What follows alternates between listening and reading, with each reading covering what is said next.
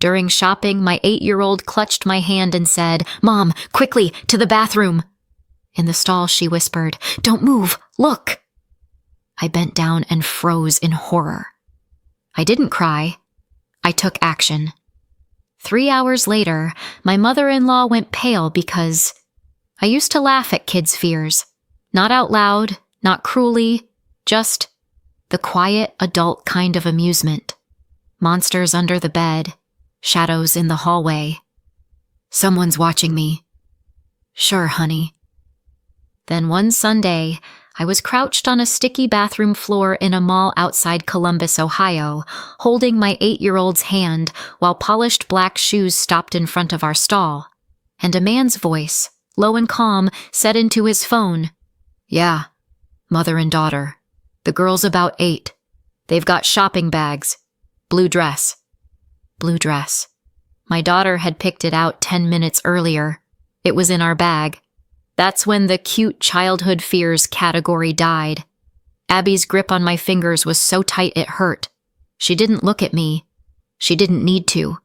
She put a finger to her lips like we were in a movie. Except in movies, the bathroom floor isn't tacky, and your heart doesn't try to climb out through your throat. "Don't move," she whispered. So I didn't. I watched the shoes through the gap under the stall door. Slow steps. Stop. Slow steps. Stop. Like he was checking each stall, one by one. Like he had time. The shoes paused right in front of ours. Abby's breath disappeared. Mine too. Then the shoes moved on again, and the voice continued like he was giving a weather report. "They should have come this way. If they didn't leave already, yeah. I'll keep looking." My brain tried to catch up. Man in a women's restroom, looking for us, describing our shopping bags. This wasn't a misunderstanding. This was a hunt.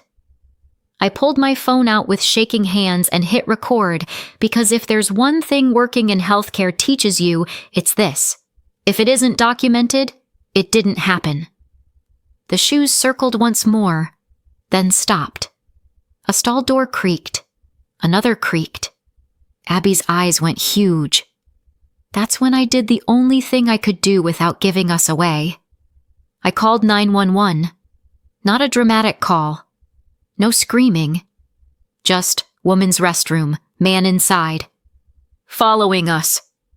8-year-old with me. Please. The response came fast. "Stay where you are. Officers are on the way. Notify mall security if you can safely." Mall security. Bless the American tradition of outsourcing panic to a guy in a polo shirt. But at least it was something. When the shoes drifted toward the sinks, I grabbed Abby and we slipped out like smoke. Fast, quiet, bags clutched tight. We ran straight to the security office like our lives had a loyalty card. The guard looked skeptical. Of course he did. 2 women bursting in with shopping bags and wild eyes isn't credible. It's Black Friday energy. "What's going on?" he asked, already bracing for a complaint about a coupon. Abby, trembling, described the man perfectly. The shoes, the suit, the camera strap. And then I played the audio. His face changed in real time. "That's not normal," he said. "No kidding." He pulled up the cameras. We watched the footage like it was a horror film with a budget. And there he was, mid-40s, dark suit, neat hair, holding a small camera like it was an accessory, not a weapon. He walked with the confidence of someone who believed rules were for other people. Security tracked him through the building. 30 minutes later, they found him. He didn't run. He didn't even look surprised. When the guard questioned him, the man calmly flashed a plastic card. "I'm Brian Douglas Hartman," he said. "Licensed private investigator. I'm conducting an investigation." "What investigation?" the guard asked. "I can't disclose that," Hartman replied smoothly. "Confidentiality." And then he said something that should have been funny, except it wasn't. "But I'm not doing anything illegal." A PI. in a women's restroom, searching for a mother and child. Sure. Security called the police anyway, because even in America, a badge you bought online doesn't magically excuse you from common sense. A cruiser arrived about 20 minutes later. An officer took one look at Abby and softened. Then he looked at Hartman and didn't soften at all. Hartman was escorted out. And that's when my phone rang. Mike, my brother-in-law. Kate, he said, breathless. Are you okay? I heard something happened. I blinked. Mike? How do you know? I saw it online, he said quickly. People were posting. A suspicious guy at the mall. I thought it might be you. It had been less than an hour. Maybe in the age of neighborhood apps and local Facebook groups, that wasn't impossible, but it still landed wrong, because Mike always seemed to know things, before I told him. I'm coming, he said. Where are you? We're with police, I answered. They want statements at the station, but I can drive myself. I'm coming anyway. He hung up before I could argue. Of course he did. 2 years earlier, my husband David died in a car crash. 1 minute you're arguing about whether to buy name-brand cereal. The next, you're signing forms you can't read through tears. After that, everything in my life became a schedule. Shifts, bills, school pickup, survival with occasional spaghetti. I'm a nurse. 12-hour shifts. The kind where you come home and your bones feel borrowed. Abby and I made a routine out of the wreckage. Homework at the kitchen table.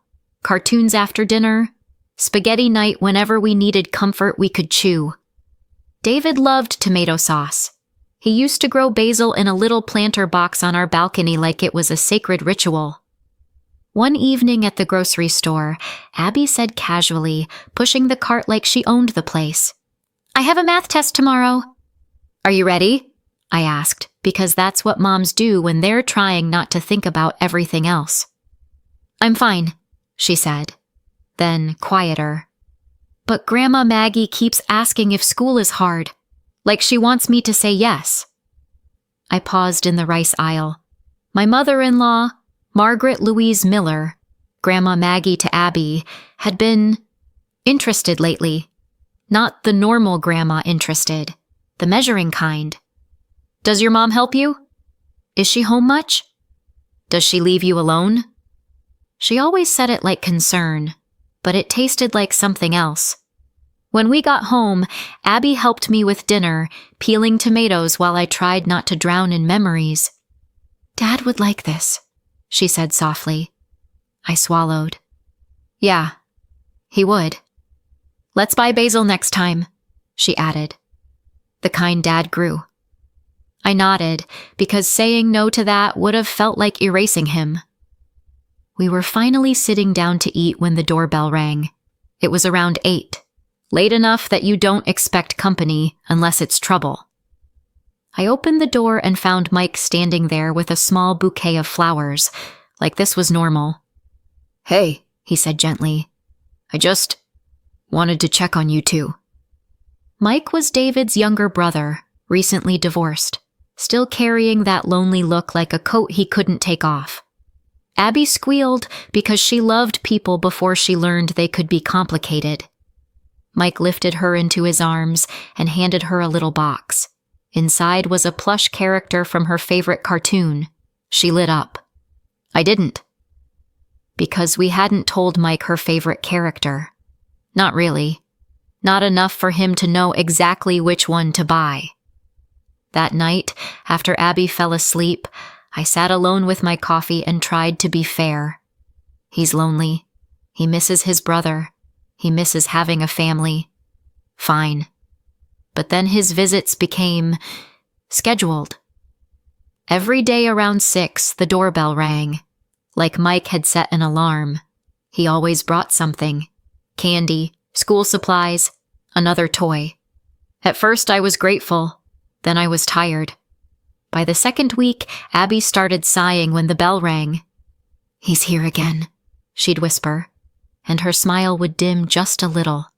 Mike would sit on the couch and talk about how empty his apartment felt, how we were a bright spot, how David would have wanted him to watch over us.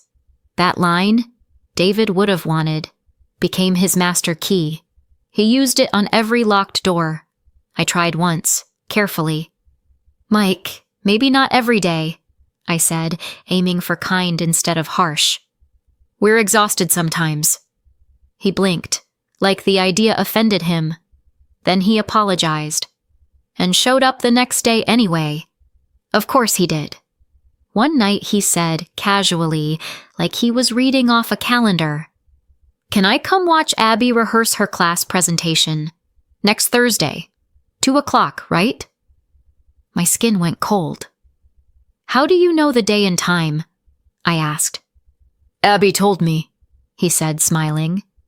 I looked at Abby. She looked confused. "I didn't," she said slowly. Mike laughed awkwardly. "Oh, maybe I heard it another way." "Another way." "Sure." He showed up at school anyway, sat in the auditorium among the parents like he belonged there, like he was filling David's seat. After Abby presented, Mike handed her a tiny bouquet. She said thank you, politely. In the car, on the way home, Abby stared out the window and whispered, "Mom, I get tired when Uncle Mike comes." "Why, honey?" She hesitated. "It feels like he's watching me, like he knows everything I love. But I don't remember telling him." Kids don't have a filter. They also don't have a reason to lie about that. So I started watching Mike. The way his eyes moved around our living room, the way he picked up framed photos and held them a second too long, the way he looked at Abby's schoolwork like it was evidence. One afternoon, he mentioned something that hadn't even been discussed in our house yet. "Oh, Abby must be excited for the zoo field trip next month," he said with a grin. "Packing lunches will be a challenge, huh?" I froze. The zoo flyer had been handed out the day before. It was on Abby's desk under a stack of papers. I hadn't even read it yet. "Where did you hear that?" I asked carefully. "From Abby," he said quickly. Abby's head snapped up. "I didn't tell him."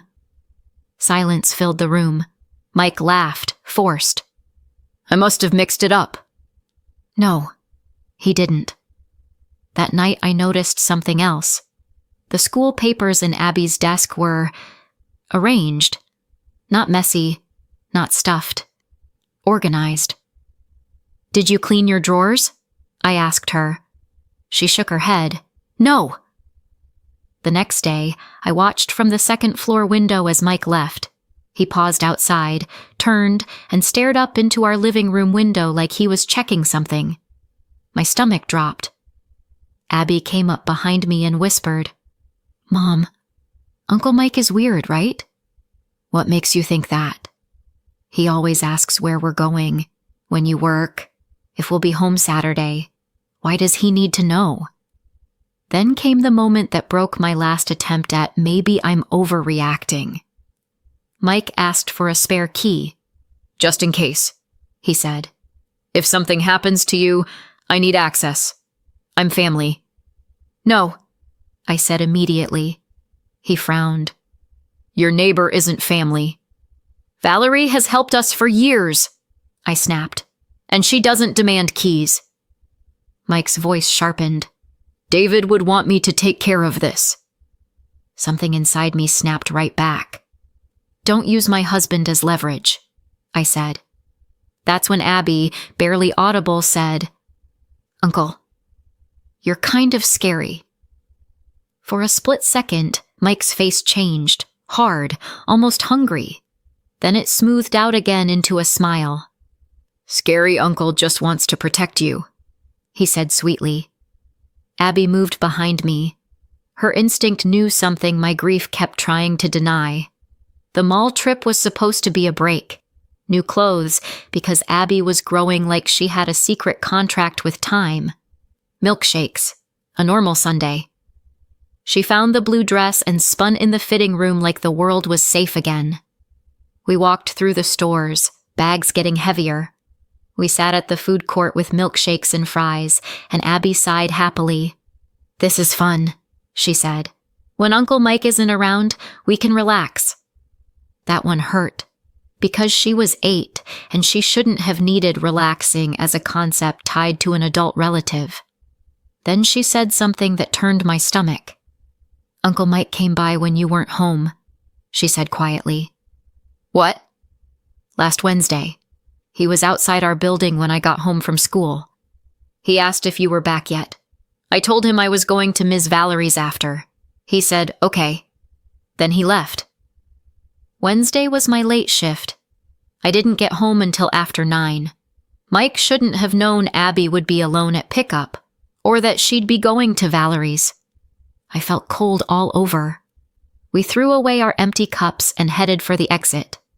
That's when Abby stopped walking. "Mom," she whispered. Her face went white. "That man." I followed her gaze.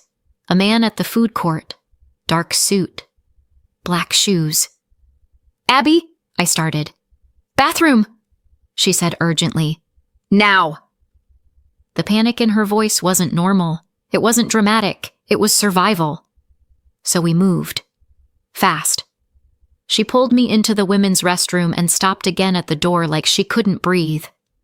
"Come with me," she begged. "It's okay." I tried. "No. Together." So we went into one stall. Together. 2 bodies, 1 cramped space. My shopping bags pressed against my knees, her hand shaking in mine. Then the shoes came. And the voice came. And the blue dress became proof we were being tracked.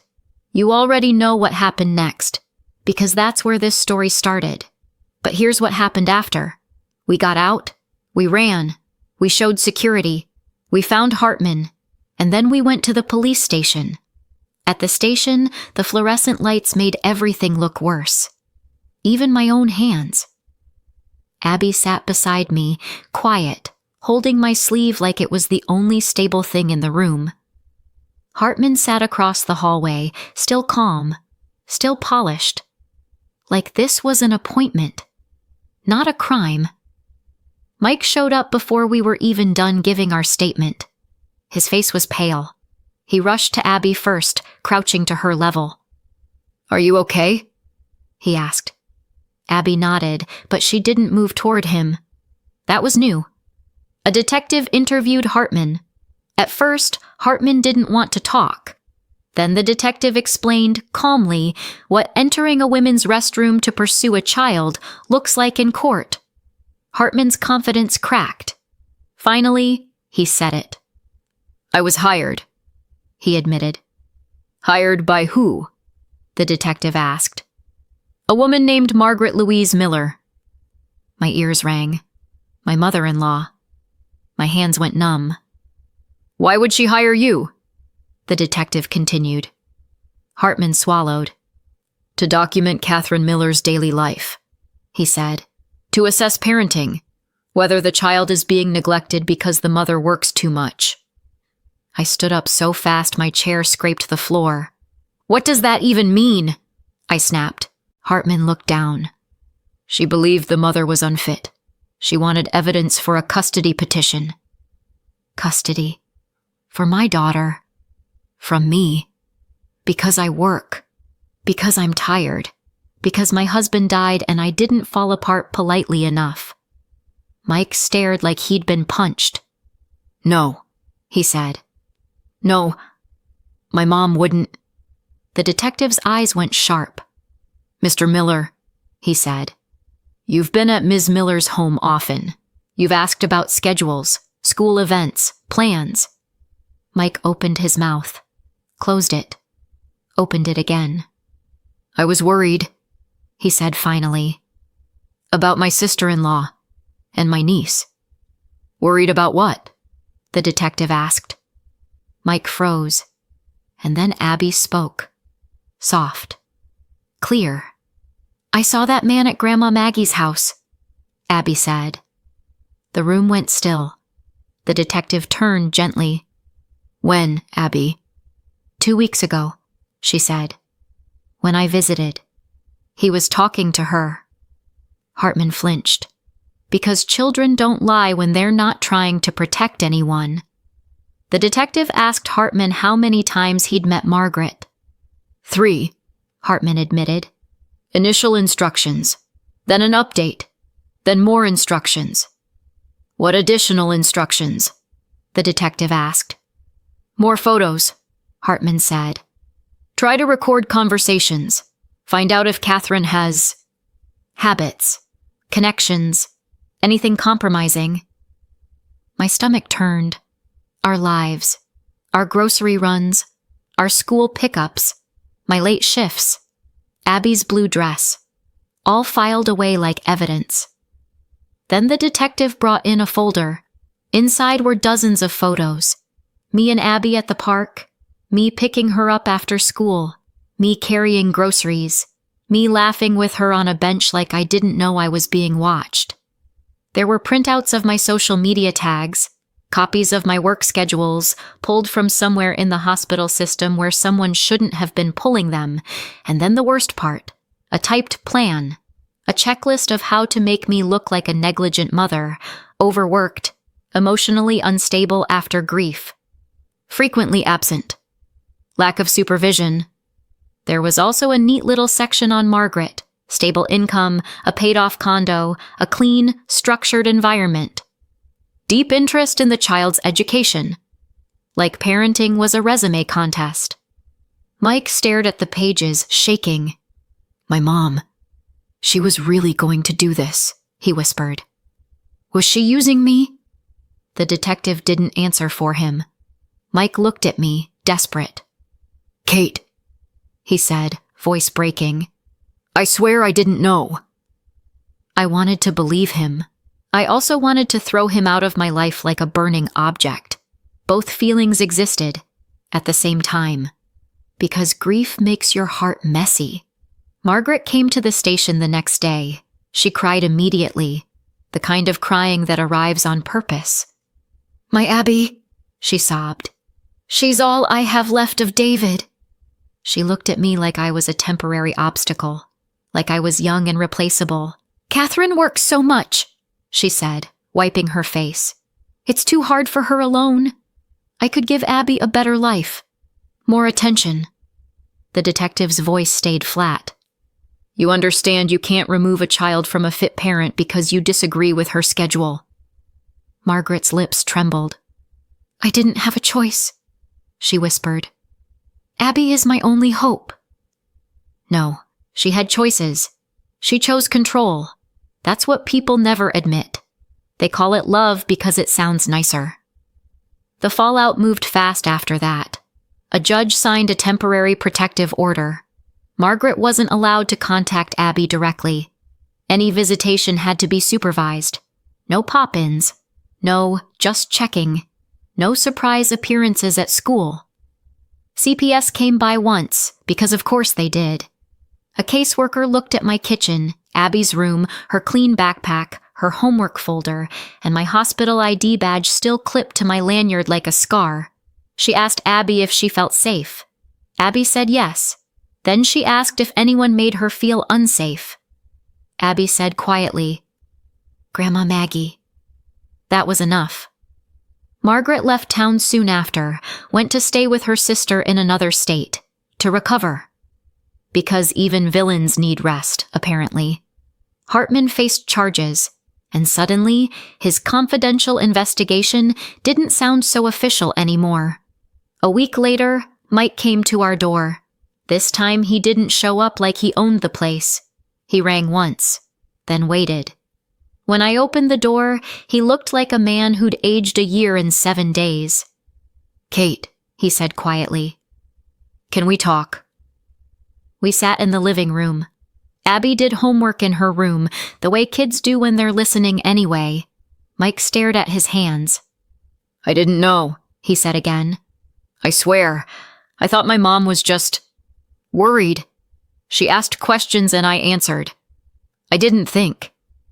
I leaned back. "So you fed her information," I said, calm because I had no energy left for loud. Mike nodded. "Yes." He swallowed hard. She kept saying I was the only man left in the family, he admitted. That I should be your support. That David would have wanted it. I flinched at David's name again, like it still had teeth. Mike hesitated, then added, barely audible. And that wasn't all. I waited. He looked up, eyes red. I always liked you. The words landed heavy. Even when David was alive, he said quickly, like confessing faster would make it less awful. I never acted on it. Never would have. But after he died, I cared. Too much. And my mom, she used that. She knew I'd show up. She knew I'd try to help. He laughed once, bitter.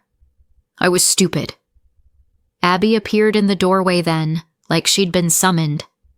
Are you talking? She asked. Mike dropped to his knees in front of her. I'm sorry, he said, voice breaking. I'm sorry you were scared because of me. Abby studied him for a long moment. Then she said, serious and simple, You're not bad. Grandma Maggie tricked you. Mike's face crumpled. That doesn't excuse me, he whispered. Abby walked over and took his hand.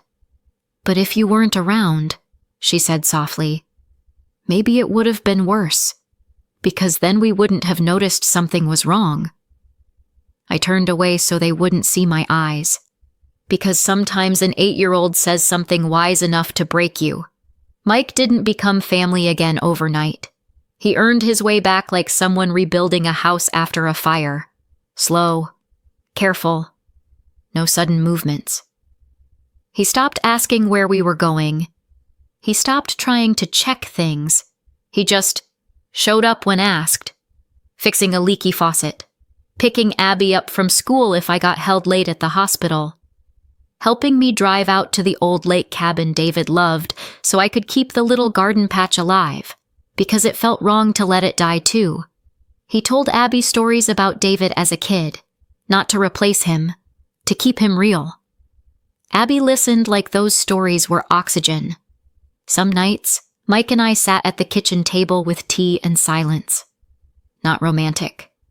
Not yet. Just human. I started seeing him as a person, not just a role. Not my husband's brother. Not Margaret's son. Just Mike. And that made all the difference. 1 year later, spring came with lilacs and the kind of soft air that feels like permission to breathe again. Mike and I got married quietly. No spectacle, no performance.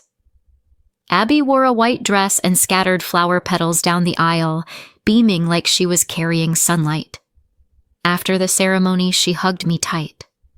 "Mom," she asked, voice small, "are you happy?" I kissed the top of her head. "I am," I said. "Because of you." She looked up at the sky. "Do you think Dad can see us?" My throat tightened. It still did, even after time. "Yes," I said. "I think he can. And I think he'd want us safe." Mike lifted Abby into his arms. "I'm not here to erase your dad," he told her gently. "We'll remember him. Always." Abby wrapped her arms around his neck. "I love Dad, Mike," she declared, then added, just as firm, "and I love Dad, David." And somehow, that made room in my chest for peace. Somewhere else, another city, another window, Margaret probably still stared out and called it heartbreak. Maybe it was. But heartbreak doesn't give you permission to hunt a child. We didn't cut her off entirely. Months later, after court reviews, contact was limited to supervised calls, brief, structured, and on our terms. She could call Abby, supervised, brief, structured. Boundaries she hated, until she finally learned them. And me? I learned something too. Love that demands control isn't love. It's ownership. So tell me, have you ever had someone claim they were just worried while tightening their grip around your life? How do you tell the difference between care and control? Let me know in the comments. Thanks for watching. If this story hooked you, hit like, subscribe, and turn on notifications so you don't miss the next one. See you in the next video.